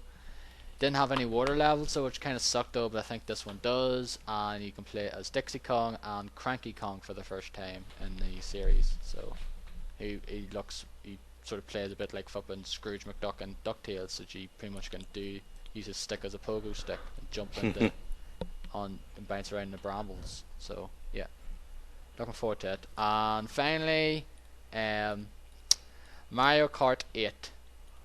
I really liked Mario Kart Wii. I know people sort of hated that game. I liked it. I loved the online in that game. I played it non-stop for several weeks. Played the one on the DS. Quite liked it as well. The online's very super fun in those games, so and definitely looking forward to playing it on the Wii U as well. Like the trailers of it though, some of the tracks just look gorgeous on HD. So definitely looking forward to it. That's pretty much all I can think of. Alright. Okay, I got 2 more. Yeah. That looks pretty Number good. 8, Dying Light. After exhausting myself on Dead Island 1 and maxing out my character, I had no interest in playing Dead Island Riptide. And I wasn't really sold on this game until I saw that footage at VGX, and that looks really cool. Like all the parkour stuff, and like, graphically it just looks really good, and like the combat, how you have like you can break bones and you can kind of see them like kind of shatter and stuff, and it looks like it could be really good. That's my number 8 out of like 14 for my most anticipated for 2014. And then number 9, I doubt it's coming out in the U.S. next year. It'll probably be 2015, but I can hope. Persona. And my number 9 is Persona 5. It's coming out in PS3 in Japan next year, but probably not here yet. 2014. But I can hope that it does. So, like, I watched all of the endurance run of Persona 4, and even though I haven't played that game, I know like the characters and everything, and I really want to play the next Persona game. Actually, I do want to play like that Persona Q that's on 3DS. And then I don't really have any interest in that. That's like that chibi looking one, isn't it? Yeah, but it's still like an RPG. The other one they announced is that like rhythm dancing game that I don't really have any interest in, but I'll probably get it. on Vita, I think it's on Vita. So yeah, Persona 5.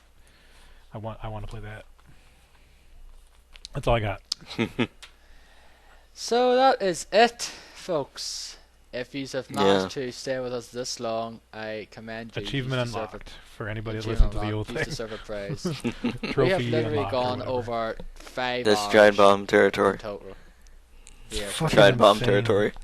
Right I don't there. know how the fuck we did that. Yeah. Yeah. Well, they don't even have an individual podcast that's that long. They just have their Game of the Year deliberations. Like their longest podcast has been like over 4 hours. I think it was like nearly 4.5 hours or something. One of their E3 ones of 2011 was their longest solo podcast overall. But man, Yeah, how the we hell had a they little spoke break. for 5 hours. At least we had a break in between. Yeah. But overall 5 hours. Jeez. I didn't think it was going to take that long. Yeah. Yeah. To be honest, I didn't either. I thought we were going to be done like within the 2-3 hours. I thought we'd have enough time to talk about Dark Souls and Bravely Default and whatever else you guys are playing. We can do one next week or something if you We'll guys probably want save to. that for another time. We can So do one next week. Talk about that. Yeah, I don't care. We'll see. Yeah. But anyway, thank yous all for listening to this though. As I said, if you managed to get this far, you deserve a fucking praise. Thank you. Thank you very much, Derek. Thank you very much, Dennis, for joining with me for 5.5 hours, I think it is now. Yeah. So it is. I enjoy the Game of the Year talks. I really enjoy it. So I always enjoy hearing people's opinions on other games. We might not agree with everyone's picks now, but that's the thing though, is I might not like this game, but someone else do, and etc. And just some people like certain games more, but everyone has their own opinion. Say like they're exactly. Yeah. Exactly. They're like assholes. Yeah. Everyone has one.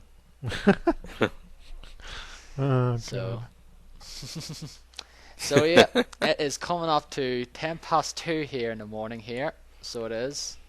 Thank goodness I am off for the next 2 weeks, or else I would be like a fucking zombie if I had to go into work tomorrow.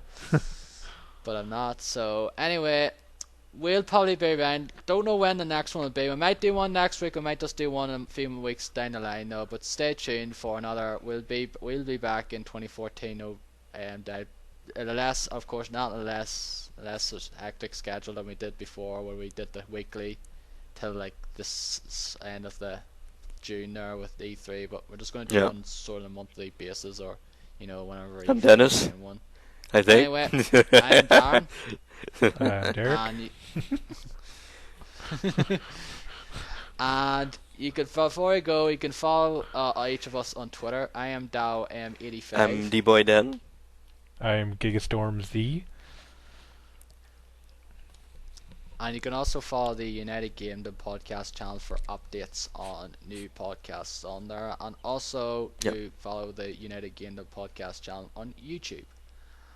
So anyway, I'm going off to Slumberland probably, or I'll stay up for another hour, I don't know. But anyway guys, take care and have a great 2014. I hope it's a great gaming year because Goodbye, we guys. love our video games. So say goodbye, Gotta stop guys. this thing. Goodbye. Where's the button? Where's the button?